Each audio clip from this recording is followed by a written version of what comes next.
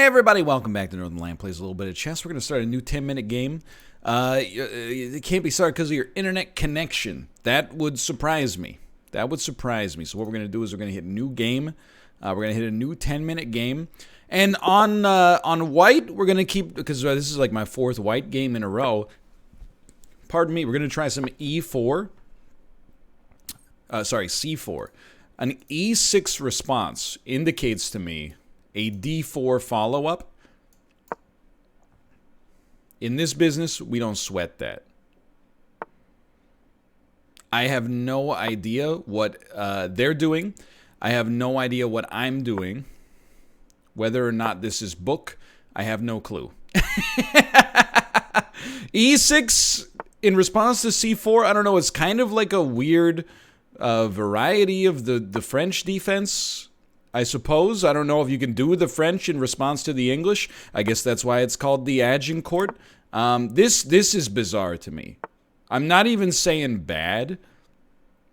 I'm merely suggesting I have no idea what's happening. But I like my position because almost every single one of their early moves has, for one reason or another, been pawns. You might think that pushing the knight is the best play.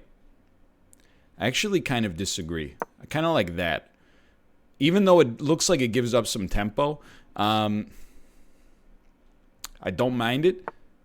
What is happening? They're just doing like a complete pawn side, or it's not pawn side, but an attack on my king. Now that I've castled. It's bizarre. I'm not even suggesting that it's bad, because I don't necessarily believe that. Let's get weird here. Like, this is destroyed. It may not look it yet, but we're gonna get there. By the way, I did want to try to trick them there. So I think it's fair to say that none of us really knows what's happening here.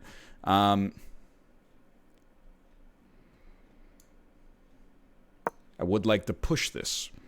I would like to force you to make a decision.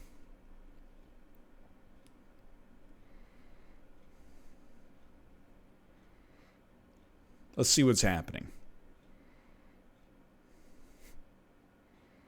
I don't love this structure from their perspective. I'm very eager to see what the analysis is going to look like of the early game here. Because this is, I would say, a highly non-book position.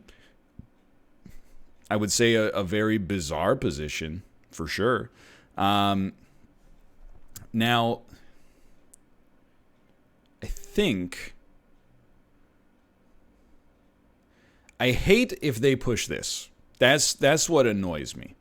Because we would destroy our pawn structure somewhat by engaging in that. You know what I do like, actually, is this little firecracker right here. But it does mean... So this stops them, even if they...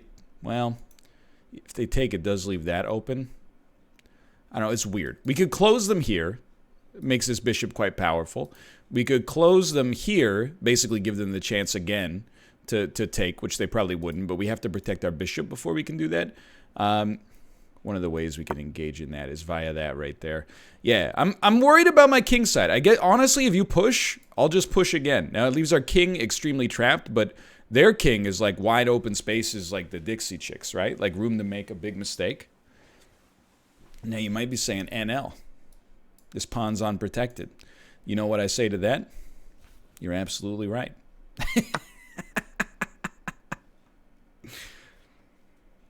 You would be correct. Let's force you to make a little move.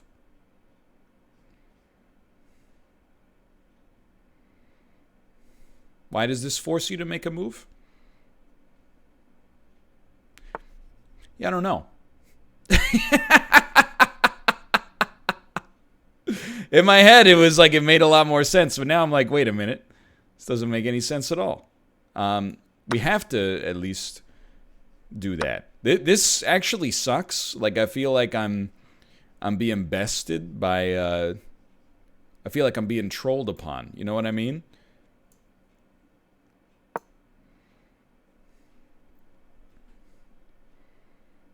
It's still not necessarily that bad. But there is, like, there's a mate line. You capture here, I'm forced to move here, and then your queen goes here. That's checkmate. Not if my knight were not there. So is definitely a weirdo setup.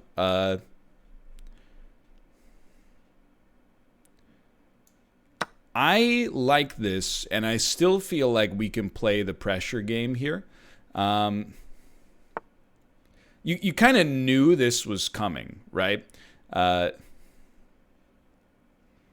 Now is the time, in my opinion, to start forcing our enemy's hand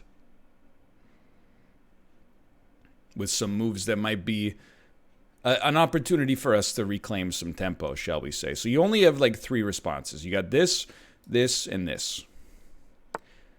That was the one that I was hoping would happen. Because I think it's probably not checkmate, but I can at least capture you here. It's a little spicy, actually. Because here's what I was thinking. I go here. You go here. But if I cap, you cap. That's not so good. You know what I can do? Actually, I didn't even consider this. What about this bad boy right here? Puts him in check with a discovered attack.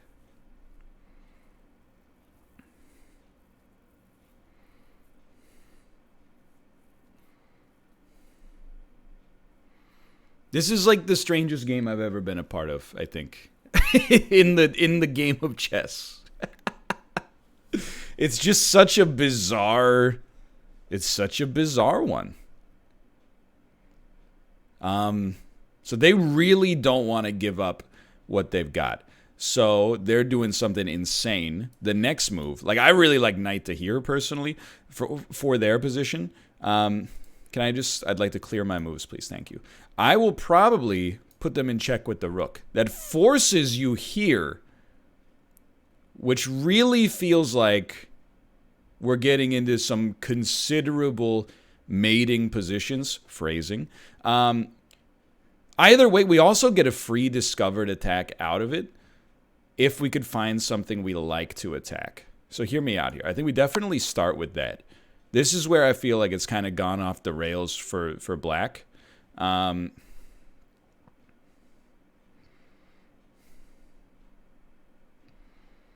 If it hadn't gone off the rails 20 times before that.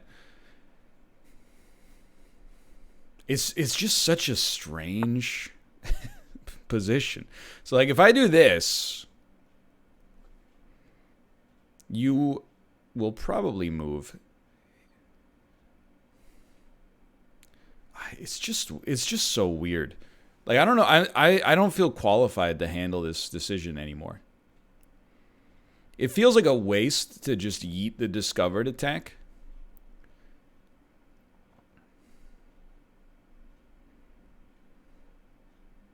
But I wonder, like, if you go here, how do I get out of it? One thing I could do, like, we could put you in check.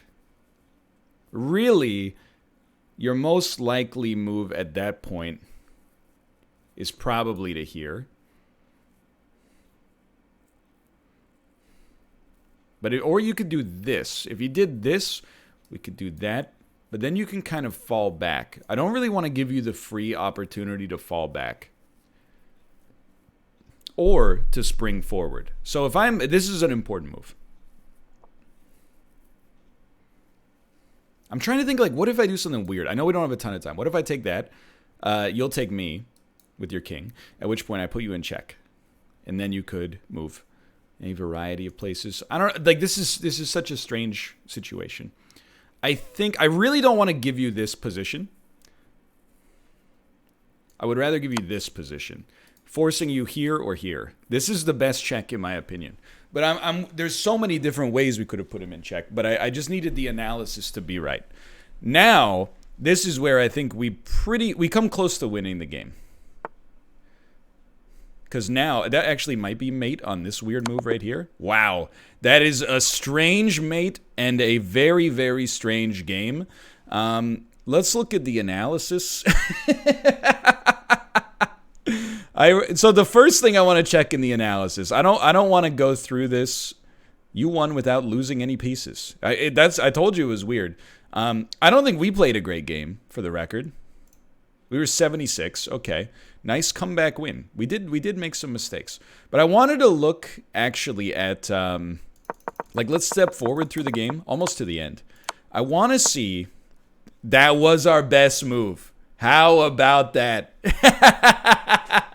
It took us several minutes to figure it out, but that was our best move. That's incredible. Okay, so let's go look. I want to look at the opening first because I was very confused. All right, take me back to the start. Book, book, book, book, not book. E4 is book, actually. It crossed my mind, but I thought it left us in like a weird position here, but I guess not. They're very close. Actually, no, it says E3 and E4 are like the same. Okay. That was best. Okay. There's a lot of best. That's best. It's good.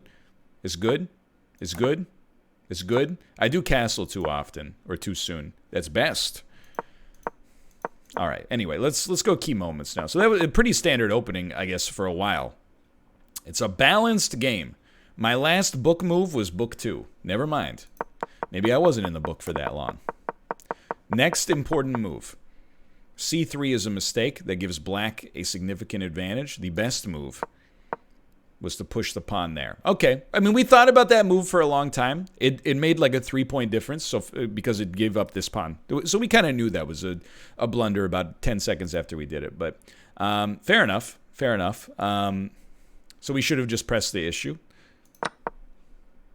E2 was a mistake. Should have moved queen to here. I think for a couple of reasons. It protects this bishop, and also upon advancing this allows us to really kind of dive in deep and threaten with some attacks on the enemy king. Again, fair enough. Lots of interesting stuff happening in the early game here. F3 is a mistake. Okay. There is only one good move. Cared to find it? Well, you can't do that. I wonder if it's the check. H5 is best. Okay, so we should have found that one turn earlier than we did. Fair enough. That one's on me. At least we found it without needing a prompt. Okay, D4 was best. This was the best response to your opponent's mistake. Agreed. So I think, here's what I think happened. I think they left this piece hanging on purpose, is my honest take. I think what they should have done is capture with the bishop, which would have protected the bishop and forced me over here. I would have been in a real nasty spot. But they also thought, like, hey, because I haven't castled, I can just use my pawns to, like, destroy the enemy king side, which almost worked, mostly because I was not doing very well. As you can see, I made several key blunders. Okay, so we took. Was that... Hold on, take me back. Bishop takes H5 is best. Oh, okay, no, next move. That should be a mistake. It is. What was their best move there? Bishop takes F2. Yeah, okay, fair enough. So we got it. Next key moment. We took. They considered that a key moment. That's the end? That's like where they just threw it. Okay, that was the last key moment. Let's return to analysis quickly and step through it real quick. So that was just, it was quizzical. Great move. We're up by 13 points. Questionable move. So the one that I thought, that was a good move. But, oh, we could have forked you. Wouldn't you have just... Oh, but then if you took out... Okay, so this would have destroyed you. Because your queen... Like, I'll walk you through it. We put them in check. King and queen are both threatened. They take with the pawn. This is... Remember, there would be a pawn here instead, so this wouldn't be a check. They would take my knight with their pawn, and then I would take their queen here, and then... I believe that's checkmate. But anyway. We still... It was a good move. It was an excellent move, actually. Then that... Again... An unbelievable blunder. I thought knight to here was better. But queen to there, I guess you sacrifice your queen for a rook, but it keeps you in the game. Okay, that was best. This is the move I'm most proud of right there, because there were so many different cheeky ways to get check. It turned out the most boring one was actually like the most advisable, and then that's checkmate right there. I'm kind of impressed, or at least proud of the way that game went after the opening. We got ourselves out of it, despite not knowing what we were doing. Okay, we're playing the black pieces this time. I'm going to try to utilize a defense that's new to me, which is c6. How do you play c6? I have no idea. But it is called the Caro-Kann't defense. And it leads to a high degree of draws. But this is blitz chess, or at least rapid. So I wouldn't worry too much about that. Now I'm going to teach you some sauce, okay? I actually think I like c4 in the future, but the best position for your knight is here. Second best is here. This is horrible, but it might be necessary. It's really bad though, like highly frowned upon. I'm going to get funky with you, okay? I should have done that earlier, but I think this is a better move for us. It opens up a side for us to at least get some stuff done. And it orphans this pawn temporarily, at least. It doesn't really resolve our knight situation, but I don't mind it. So I've actually enjoyed not castling hither to this point.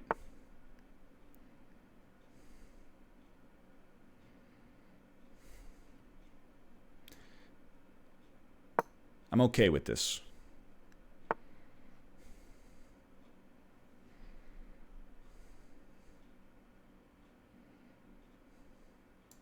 I'm still okay with this, I think. The game's starting to open up. We put a threat on this pawn. That's what's happening now.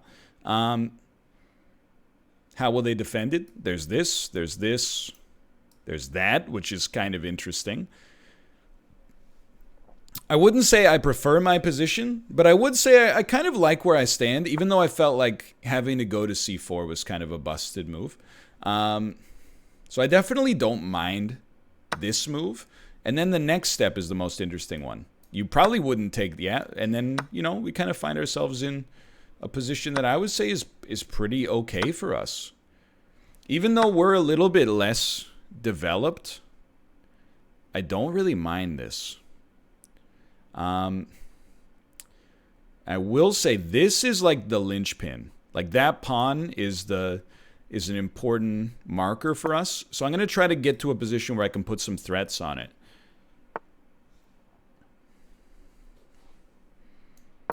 I like this.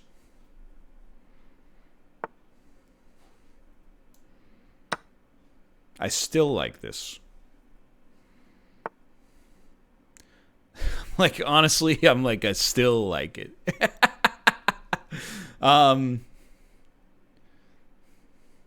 So this is interesting because it threatens this and this. Depending on replies to it, like the best reply I think is this. Where do we go from there? Nowhere. We get captured. So it's not a good move. So I actually kind of a bigger fan of either like falling back or actually swapping. I think I could get down with the swap here because it actually gives me the chance to take control of this file temporarily. If you want to swap, go ahead and swap. It's hard to explain. I just feel it in my bones. I have control of this file right now because it's up to me. And if you want to play a complicated game, let's play a complicated game. You know, let's get nuts. I think our bishop's in a better position.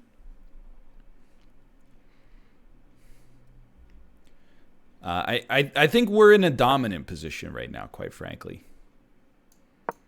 Now I'm going to stack up on the C column to try to put pressure on this rook to either force them to trade, which works to our advantage because we're ahead by a piece, or a pawn, I should say, or to force them to vacate. If they vacate, then we start to get behind enemy lines, and threaten and cause some problems. They've resigned. So, I feel pretty good.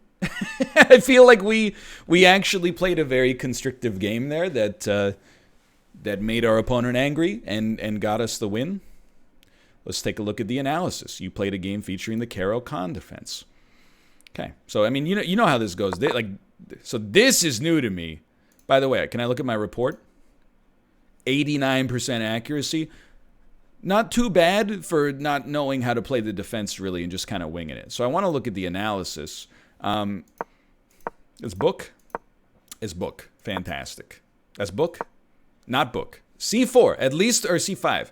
At least we zeroed in on this. So why C5? Well, because like this bishop and it is basically like completely trapped. And if you don't advance this position, all your pieces end up hemmed out being close to the king. You know, you're not really projecting any power. So I did feel like at some point we had to do that. It's kind of counterintuitive at a beginner to intermediate level of chess to move the same piece that you just moved a move ago, because it feels like, at least in my head I was like, we'd rather develop another piece so we don't fall behind in terms of how the board space is going, or board control is going. But this is a better move because it forces a response anyway, so fair enough. Or at least it's like, what did they think? They thought e6 was okay, but you can see it's a half pawn difference in the engine to do c5 instead. Fair enough. Best move. It's a good move, but we're slipping a little bit. They still like c5. And as you can see, the longer you wait for c5, the more you're falling behind. Interesting. C3 is better. So from that point on, we learned a little bit about the theory of that one. Let's go take a look at the key moments. This is our last book move, which is because I don't know the opening.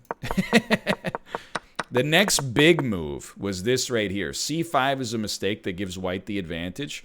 What would have been better than C5? Let me walk it back. So we know C5 is a mistake.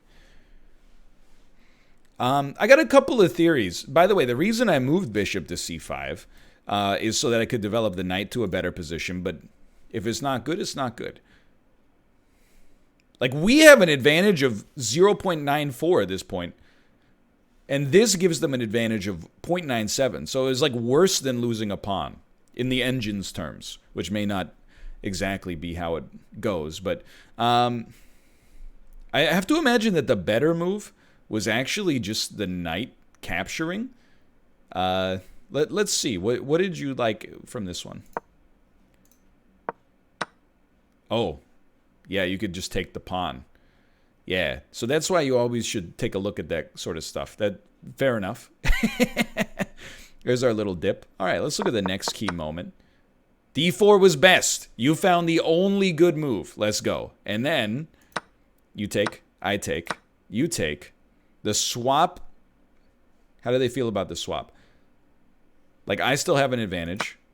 I have a good advantage. Although they like knight to e7, although this was a bigger point swing. Okay, so I have like half a pawn advantage at this point. Okay, interesting. Let's see what the next key moment is. So the next one was just their resignation. Wait a minute. So where did it was like right around here that they made the big swing. So let's see. We did that, considered the best move. Good move. Good move. Why did we do this again? Because we wanted to stack up our other rook here and start to press the issue, force them to make a decision. As of this point, we were up by 1.23. This would have put us up by 1.94 according to the engine. It's interesting. This is a blunder. You know what's funny? You're going to laugh at this. Until I looked at this board state, I did not notice that we would just take that. In my heart of hearts, I just thought that they realized they were down by a pawn and they weren't going to be able to get out of it. Now I understand why they resigned. Anyway, 2 good games. Tested out some new stuff. If you guys enjoyed the episode, please do click the like button. I'm having a great time. We may get less matches in per video now, but it's because I'm trying to go through the analysis a little bit more. I'm not a great chess player. I'm not a great chess teacher, But I think that if you're like a sub 1,000 player, or, around there, at least by walking through my decision-making process, I can help you understand what someone like me might be thinking of while they're playing the game. So definitely, if you want to become like an international master level chess player or a grandmaster level chess player, you're watching the wrong guy. If you want to get a little bit better and kind of understand what's happening, glad you're being entertained. For now, thanks for watching. I'll see you next time. See ya!